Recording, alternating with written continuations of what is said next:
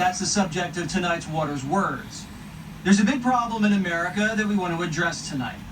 The gap between reality and people's perception of reality has become dangerously wide. So much so that people are now seeing things that just aren't there. The nation's nearing mass psychosis. People are living in an alternative universe. But this is by design. Last week, we explained how big media lies to you for profit. But there's another agenda. The Democrat media tells lies to scare you and uses that fear to control you. Millions of Americans believe a pro-Trump mob stormed the Capitol on January 6th and murdered a Capitol Hill police officer named Brian Sicknick. This was beaten into our heads through repetition. A Capitol Hill police officer named Brian Sicknick was killed by the mob with a fire extinguisher. They beat a Capitol police officer to death with a fire extinguisher. Officer Brian Sicknick died after being hit in the head with a fire extinguisher during the fight. He died at the age of 42 after he was bludgeoned with a fire extinguisher. The truth of who murdered Officer Brian Sicknick, Trump supporters. 2 days after the Capitol siege, the New York Times ran this headline. He dreamed of being a police officer, then was killed by a pro-Trump mob. But the pro-Trump mob didn't kill anybody. Capitol Hill police officer Brian Sicknick died of natural causes. The chief medical examiner for Washington, D.C. this week ruled that Sicknick suffered a stroke a day after the riot. He was never struck in the head by a fire extinguisher. So why the lie? The initial autopsy found no blunt trauma to the head. Nobody came forward on the record to the Times or anyone else claiming the officer was killed by a fire extinguisher. Sicknick's own family begged the press to stop running the story because he called them the night of January 6th and told them he was fine. But the Democrat media needed the lie to scare you about a murderous mob of Trump supporters. Remember, without the Capitol Hill police officer, the only ones killed that day were 4 Trump supporters. Democrats in the media faked the murder of a Capitol Hill police officer and used it in the official record of President Trump's impeachment trial in the Senate. Joe Biden himself got in on the lie. Let me begin by expressing my deep sympathy for the family of Capitol Officer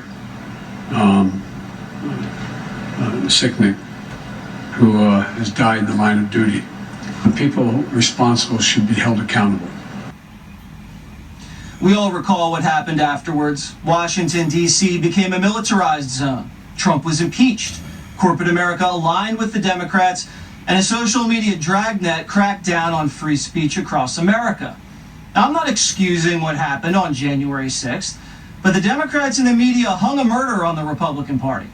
That lie tasted so sweet to the left, but the media won't pay a price for it because it was good for business. When the truth is bad for business, the media goes silent. The man who killed a Capitol Hill police officer this year wasn't a Trump supporter, he was a follower of Farrakhan. Noah Green rammed his car into police officers at the Capitol on April 2nd and was put down while charging them with a knife. Capitol Hill police officer William Evans was pronounced dead at the scene. Green was a Nation of Islam acolyte, his social media profile filled with hate. Maxine Waters, James Clyburn, President Barack Obama, all photographed getting chummy with Farrakhan. The media didn't hang a murder on Farrakhan and make the Democrats accessories.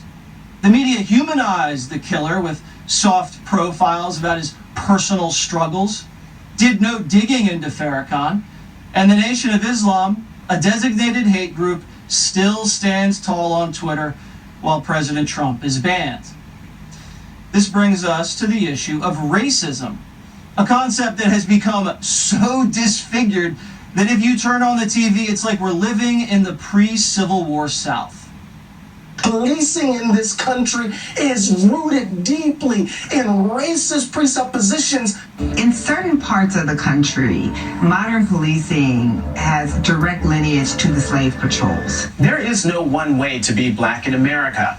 But there is one way we live while black in America. We live under siege. Now, I'm not going to sit up here as a white guy and say racism isn't an issue or doesn't exist. Of course it does. But there's a misperception that racism is everywhere, even as the facts tell a different story. In fact, America has never been less racist than it is today. Attitudes about housing, equality, mixed marriages, discrimination, hiring, language itself. These attitudes have never been more open-minded than they are in 2021. In the last 20 years, race relations have been positive, hovering around 70%, blacks and whites saying they're good. That is until around 2014, when the perception of race relations started to decline a little. This is precisely the moment social media exploded. Black Lives Matter came onto the scene, and the Ferguson effect took hold. Police officers pulling back, and inner city crime spiking. The Democrat media plays a massive role exploiting the racial divide. The perception of race relations also started to deteriorate just at the exact same time the New York Times began identifying a person's race in their news articles. So-and-so, who is white, or so-and-so, who is black. These racial attributions at the time spiked in 2014, further undermining America's race relations. So when you hear the media sell a story about racist white police hunting down and murdering unarmed black men, it's important to look at the facts. And these are the facts the media won't want you to know.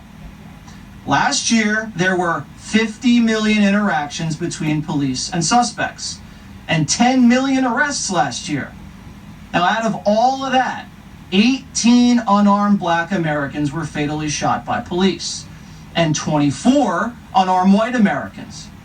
Police have killed more unarmed whites than unarmed blacks, and that's true so far in 2021 as well.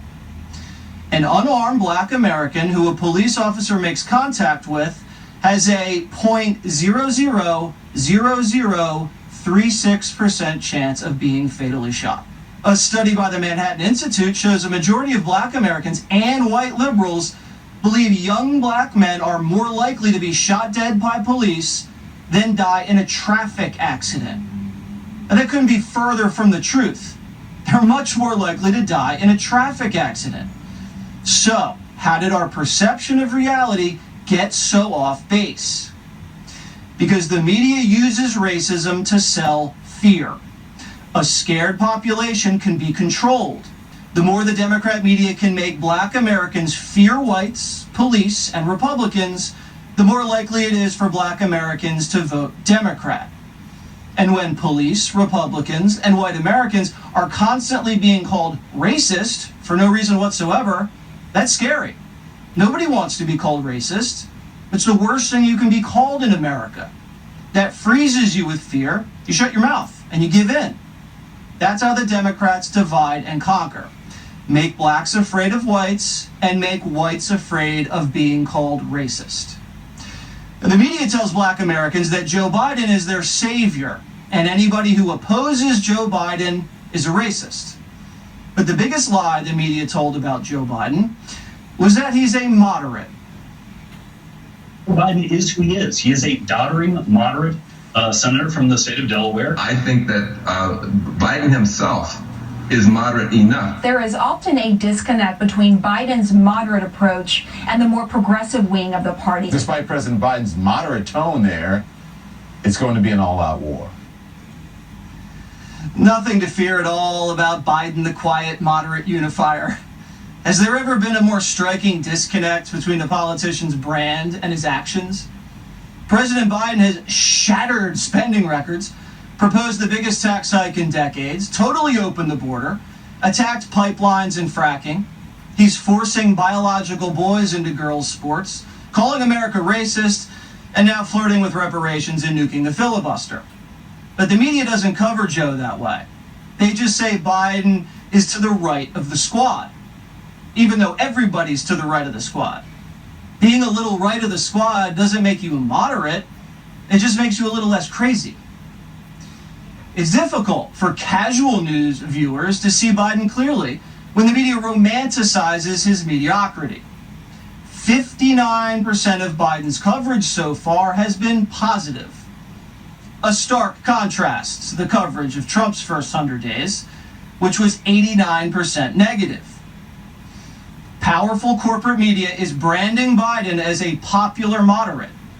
And in return, Biden's taking a softer stance on China, opening our southern border to cheap labor, and sending big business hundreds of billions in fat federal infrastructure contracts so they can go green. Meanwhile, the mainstream media attacks any obstacle to Biden's second term.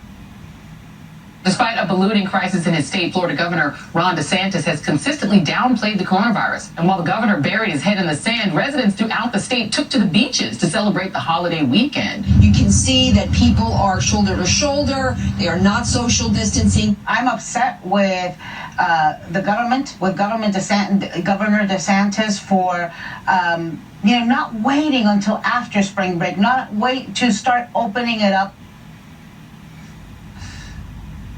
But the media is having a hard time reconciling the science with the politics. Finally, the Washington Post forced to admit, a year into the pandemic, it's even more clear that it's safer to be outside. Dozens of studies have shown coronavirus is killed by exposure to sunlight. So why do the Democrats and the media continue to force Americans indoors? So they keep ordering packages from Amazon and watching Netflix? It keeps big business thriving, but the mom and pop shops, they stay closed. And it justifies the Democrats' emergency spending. Again, fear gives Democrats more control over your lives and the economy. Gallup found that liberals are incredibly misinformed about the dangers of coronavirus. A huge chunk of them believing that large numbers of children are dying and hospitals are overrun, which is why they've kept schools closed. That misperception allowed politicians to send billions to the teachers' unions, money that'll be sucked dry by graft. And now that people are being vaccinated, Fauci's still telling us to double mask and not eat at restaurants. And the chance of catching COVID after being jabbed is 0.01%. You have a higher chance of being struck by lightning. But Americans are still living in fear. The President of the United States now assuming control of our social lives. To celebrate our independence from this virus on July 4th, with family and friends in small groups, we still have more to do in the months of May and June. We all need to mask up until the number of cases goes down, until everyone has a chance to get their shot. The media has produced a simulation, an American horror story, an audience living in fear, out of touch with reality, hooked on lies, and requiring the Democrat Party to save them from racists and death. But ladies and gentlemen, it's just a movie. None of it's real. Joining us now to react, former Arkansas Governor